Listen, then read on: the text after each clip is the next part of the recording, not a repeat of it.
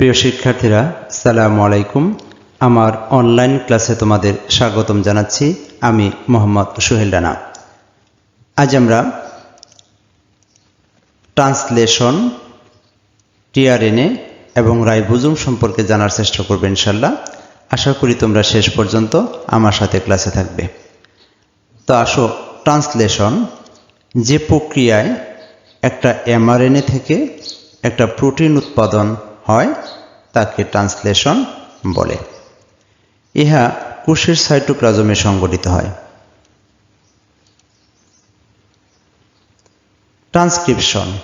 Translation পড়তে গেলে আমাকে একটু ট্রান্সক্রিপশন সম্পর্কে জানতে হবে। যে প্রক্রিয়ায় ডিএনএ থেকে এমআরএনএ উৎপাদন হয় তাকে বলা হয় ট্রান্সক্রিপশন। ইহা নিউক্লিয়াসে সংঘটিত হয়। ট্রান্সক্রিপশন হয় নিউক্লিয়াসে এবং ট্রান্সলেশন হয় সাইটোপ্লাজমে। ডিএনএ থেকে এমআরএনএ উৎপাদন হবে, এটার নাম হচ্ছে গিয়ে ট্রান্সক্রিপশন। এমআরএনএ থেকে প্রোটিন উৎপন্ন হবে, এটাকে বলবো আমরা ট্রান্সলেশন। দেখো, ট্রান্সক্রিপশন প্রক্রিয়ার পরবর্তী ঘটনা হলো ট্রান্সলেশন প্রক্রিয়া। তাহলে ট্রান্সক্রিপশন হচ্ছে প্রথম প্রক্রিয়া এবং ট্রান্সলেশন হচ্ছে তার দ্বিতীয় প্রক্রিয়া। আমরা এই দ্বিতীয় প্রক্রিয়া নিয়ে আলোচনা করছি।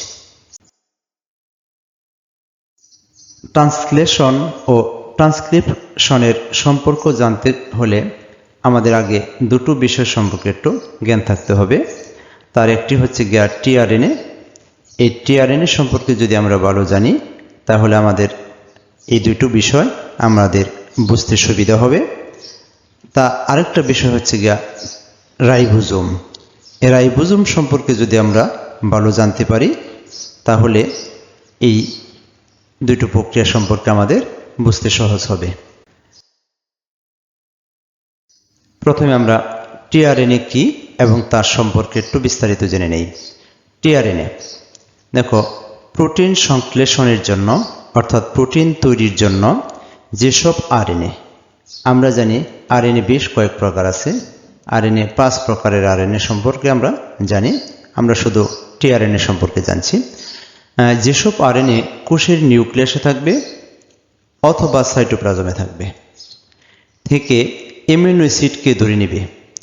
কারণ কি, প্রোটিন তৈরির জন্য অ্যামিনো অ্যাসিড দরকার।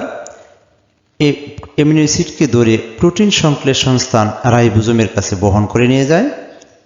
সেই সকল আরএনএকে বলবো আমি টিআরএনএ। তাহলে যে সকল আরএনএ কোষের নিউক্লিয়াসে থাকবে বা সাইটোপ্লাজমে থাকবে সেখান থেকে অ্যামিনো অ্যাসিডকে ধরে নিয়ে প্রোটিন সংশ্লেষণ করার জন্য যে কাজ করে রাইবোজোমের কাছে নিয়ে যাবে, সেই আরএনএকে আমরা বলবো টিআরএনএ বা ট্রান্সফার আরএনএ। এটি একটি ছোট আরএনএ, কারণ এখানে 75 থেকে 90টি নিউক্লিওটাইড থাকে, আর অন্য সকল আরএনএ এর চাইতে বেশি নিউক্লিওটাইড ধারণ করে। কোষের 15% আরএনএ হচ্ছে এই টিআরএনএ। এখন দেখো, আর হোলি 1965 সালে এবং তার সহকর্মীরা এই টিআরএনএ গঠনের লবঙ্গপত্র বা ক্লোবার লিপ মডেল প্রণয়ন করেন। এই টিআরএনএটা কেমন হবে তার একটা প্রস্তাবনা বা একটা মডেল তারা উপস্থাপন করেন, যার জন্য 1968 সালে তাদেরকে নোবেল পুরস্কার প্রদান করা হয়। দেখো, টিআরএনএর 5টি বাহু থাকে। বাহুগুলো হলো অ্যামিনো অ্যাসিড বাহু, একটা হচ্ছে অ্যামিনো অ্যাসিড বাহু, টি বাহু, অ্যান্টিকোডন বাহু, ডি বাহু এবং অতিরিক্ত বাহু। একটা টিআরএনএর দেখতে এরকম দেখা যাবে এবং এর 5টি বাহু থাকবে। আমরা সবচেয়ে ইম্পর্টেন্ট 2টি বাহু হচ্ছে গিয়া একটা অ্যামিনো অ্যাসিড বাহু, সে অ্যামিনো অ্যাসিডকে ধারণ করবে, অর্থাৎ এই 3' প্রান্তের সাথে দেখো 3টি কোডনবাহী একটা অংশ থাকে, এটাকে বলা হয় অ্যামিনো অ্যাসিড বাহু। আর এটার ঠিক বিপরীত পাশে অর্থাৎ 3' থেকে 5' মাঝামাঝি যে স্থানটা একটা লুপের মতো থাকে, এই অংশটাকে বলা হয় অ্যান্টিকোডন বাহু। অর্থাৎ এখানে যে অ্যামিনো অ্যাসিডটা থাকবে তার বিপরীত অ্যান্টিকোডন বাহুটা থাকবে এই অ্যান্টিকোডন বাহুর মধ্যে, অ্যান্টিকোডনটা। আর এমআরএনএ কিন্তু আসলেই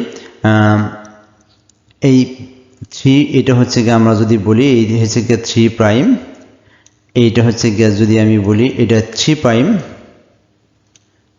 আর এটা হচ্ছে গিয়ে 5 প্রাইম। এটা এরকম একটা সুতা, এটা যখন পেঁচিয়ে থাকে তখন তার গঠনটা এরকম হয়। তার গঠনটার মধ্যে বেশ কিছু লুপ বা ফাঁসের মতো তৈরি হয়, যেমন এটা একটা লুপ, এটা একটা লুপ, এটা একটা লুপ, এটা একটা লুপ, এবং তার দুইটা মাথা। ঠিক টিআরএনএটা এভাবে পেঁচিয়ে থাকে, তার মধ্যে অনেকগুলো লুপ তৈরি হয়, দেখতে এরকম দেখায়, কিন্তু আসলে একটা সুতা। তবে মনে রাখতে হবে 3 প্রাইম এবং 5 প্রাইমের ঠিক মাঝামাঝি অবস্থানটা অ্যান্টিকোডন বাহু, আর 3 প্রাইমের অংশটা হচ্ছে কি অ্যামিনো অ্যাসিড বাহু। তাহলে দেখো অ্যামিনো অ্যাসিড বাহু আর অ্যান্টিকোডন বাহু তো আমরা আগেই বললাম, এই দুইটা বাহু আমাদের জন্য সবচেয়ে ইম্পর্টেন্ট। আর এই ডান পাশের এটা হচ্ছে কি বলবো আমরা টি বাহু, আর এই বাম পাশের এটাকে বলবো আমরা ডি বাহু। এখানে যে ছোট্ট একটা বাহু আছে, এটার নাম হচ্ছে অতিরিক্ত বাহু। যাই হোক, এই টিআরএনএ সম্পর্কে আমরা একটু জানলাম। এখন আমরা রাইবোজোম কি এবং তার সম্পর্কে একটু জানব। রাইবোজোম কোষের সাইটোপ্লাজমে মুক্ত অবস্থায় থাকে, অর্থাৎ কোষের সাইটোপ্লাজমের মধ্যে বিক্ষিপ্ত অবস্থায় এখানে সেখানে সে বিরাজমান থাকতে পারে, অথবা তাহলে এন্ডোপ্লাজমিক রেটিকুলামের গায়ে ক্ষুদ্র রাইবো নিউক্লিয় প্রোটিন কণা থাকে, যার মধ্যে প্রোটিন এবং পলিপেপটাইড সংশ্লেষিত হয়, তাকে বলবো আমরা রাইবোজোম। রাইবোজোম সম্পর্কে আরও একটু তথ্য হচ্ছে, দেখো ইউক্যারিওটিক কোষে যে রাইবোজোম থাকে তাকে এটিএস রাইবোজোম বলে। প্রতিটি রাইবোজোমের দুটো উপ একক থাকে। দেখো এটিএস রাইবোজোম কি সেটা এই সম্পর্কে আরেকটা ক্লাস আছে, তোমরা ওইটা একটু দেখে নিলে তোমাদের জন্য ভালো হবে। দেখো একটি ক্ষুদ্র টুপির মতো, তাহলে দুইটি উপ একক থাকবে। দেখো একটি অংশ ক্ষুদ্র টুপির মতো, এটাকে বলবো ছোট উপ একক, এবং একটি গম্বুজের মতো বৃহৎ উপ একক থাকবে। একটি ক্ষুদ্র উপ একক টুপির মতো থাকবে এবং একটা গম্বুজের মতো বৃহৎ উপ একক থাকে। ক্ষুদ্র উপ একককে 40S, আমরা শুধু ইউক্যারিওটিক কোষের কথা বলছি, 40S, এবং বৃহৎ উপ একককে 60S বলা হয়। রাইবোজোমের উপ একক দুটির মধ্যে 3টি বিশেষ অঞ্চল থাকে। এটা হবে অঞ্চল, ফ্রন্টটা ভেঙে গেছে, যাই হোক এটা হবে অঞ্চল। একটা হচ্ছে গিয়া এ সাইট অঞ্চল, পি সাইট অঞ্চল, অথবা ই সাইট, অর্থাৎ 3টি সাইট বা বিশেষ অঞ্চল থাকে একটা রাইবোজোমের মধ্যে। দেখো এটা হচ্ছে একটা রাইবোজোমের ছোট উপ একক টুপির মতো, এবং এটা হচ্ছে একটা বৃহৎ উপ একক গম্বুজের মতো। ছোটটাকে বলবো আমরা 40S এবং বড়টাকে বলবো 60S, আর টোটালটাকে আমরা বলবো কত 80S। এটা হচ্ছে কি একটা 80S রাইবোজোম। এখানে কিন্তু একটা কনফিউশন হতে পারে, 60 এবং 40 দুটো মিলালে কত হওয়ার কথা, 100S। 100S বলছি না, আমরা বলছি 80S। এটা যখন রাইবোজোমের ক্লাসটা হবে তখন ওখান থেকে বুঝতে পারবে। দেখো একটা রাইবোজোমের 3টি অংশ থাকে। এটা হচ্ছে এ সাইট, এটা হবে মাঝখানের অংশটা পি সাইট, এবং এটা হবে ই সাইট। আমরা আসলে একটা রাইবোজোমের 3টি অংশ এরকম করে দেখানো যাবে না, জাস্ট শুধু আমি এই দাগটা দিয়েছি তোমাদের বোঝার সুবিধার্থে। অর্থাৎ একটা রাইবোজোমের মধ্যে 3টি অংশকে বোঝার জন্য আমি এই দুটো দাগ দিয়েছি। এ সাইড দিয়া অ্যামিনো অ্যাসিড নিয়ে টিআরএনএ প্রবেশ করে, পি সাইটে পলিপেপটাইড চেইনের বৃদ্ধি ঘটায়, এবং ই সাইড দিয়া টিআরএনএটা বের হয়ে যায়। দেখো আমরা প্রথমে যদি পি সাইটের কথা বলি, এটার নাম পেপটাইডাল টিআরএনএ সাইট। ইহা বর্ধনশীল পলিপেপটাইড শৃঙ্খলবাহী টিআরএনএ ধারণ করে। A site amino acyl tRNA site ইহা পলিপেপটাইড শৃঙ্খলে যুক্ত করার জন্য পরবর্তী এমিনো অ্যাসিড বহনকারী টিআরএনএ ধারণ করে। তাহলে দেখো আমি আগেই বলেছিলাম এখান দিয়ে প্রবেশ করবে, এখান থেকে 1 নম্বরে সে এ সাইড দিয়ে প্রবেশ করবে একটা টিআরএনএ, পি সাইডে এসে এটাকে কি করবে 2 নম্বর অংশে সে পলিপেপটাইড শৃঙ্খলটাকে বর্ধনশীল করবে এবং ই সাইড দিয়ে সেই 3 নম্বরে এসে কি করবে সে এখান থেকে এক্সিট করবে বা বের হয়ে যাবে। এই সাইট হচ্ছে এক্সিট সাইট।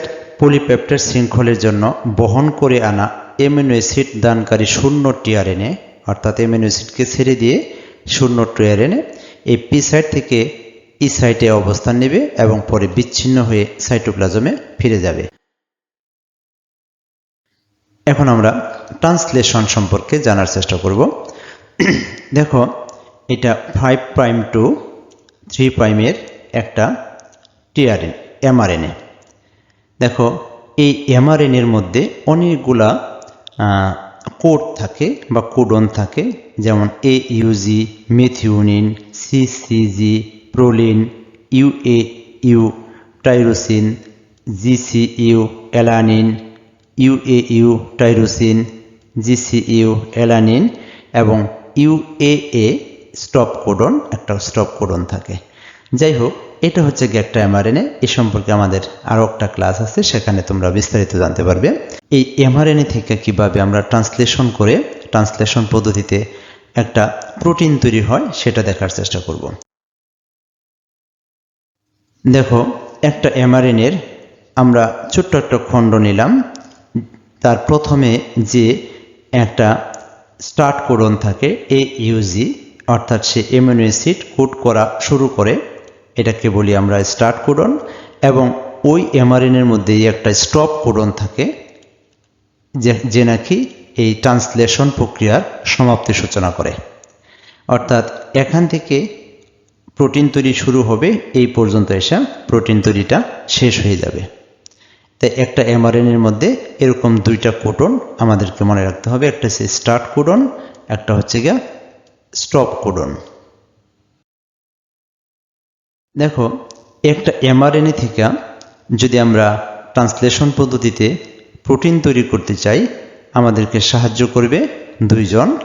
একটা হচ্ছে রাইবোজোম, যে রাইবোজোম সম্পর্কে একটু আগে আমরা একটু সংক্ষিপ্তভাবে জেনেছি, আরটা হচ্ছে গিয়া টিআরএনএ, যে টিআরএনএ সম্পর্কে আমরা একটু আগে সংক্ষিপ্তভাবে জানার চেষ্টা করেছি।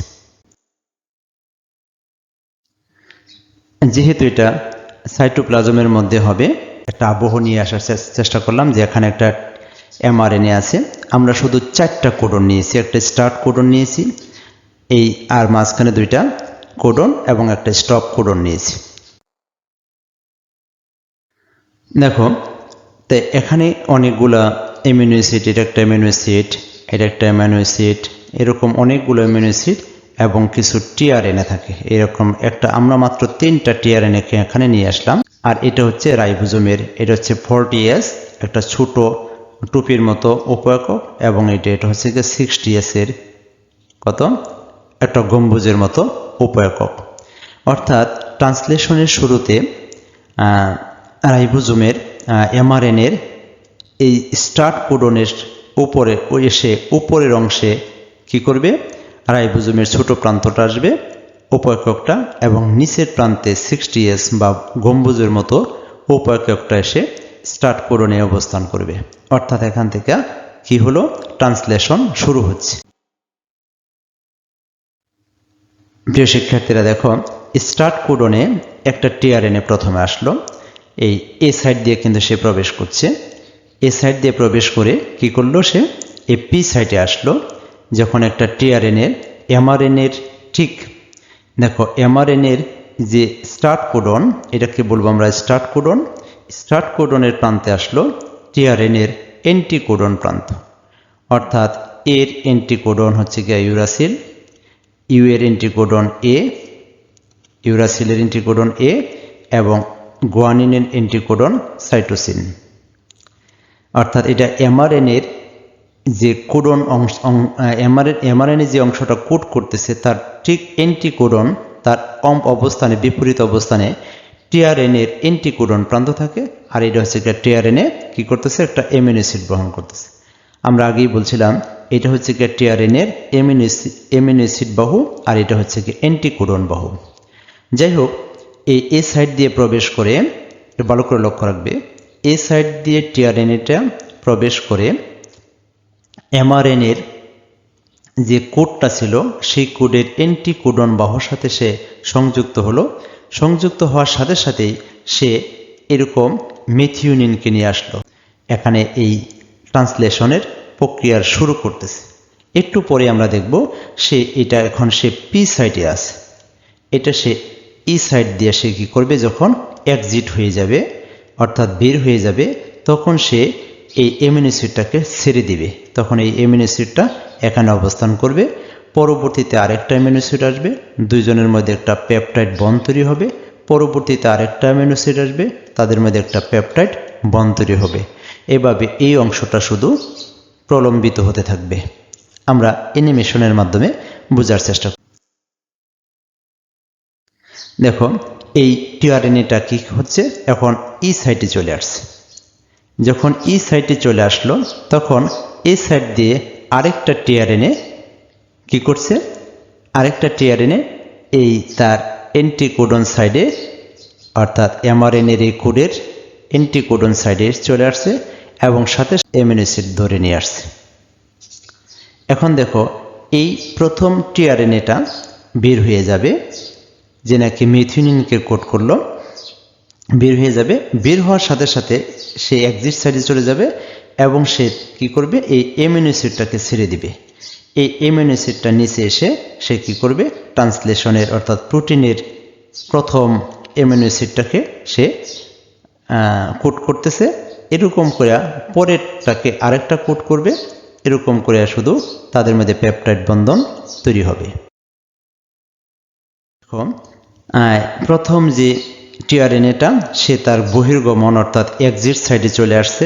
চলে আসার সাথে সাথে এই যে দেখো, তার এই মেথিওনিনকে সে এখানে ছিল, তার এই অ্যামিনো অ্যাসিড বাহুতে ছিল, সে মেথিওনিনকে ছেড়ে দিছে আর সে এক্সিট সাইডে চলে গেল।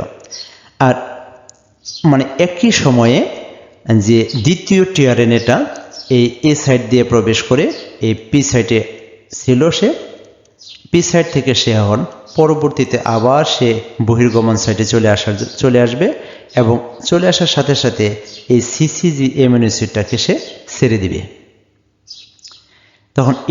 তখন এই মেথিওনিনের সাথে এসে এখানে একটা পেপটাইড বন্ড তৈরি করবে।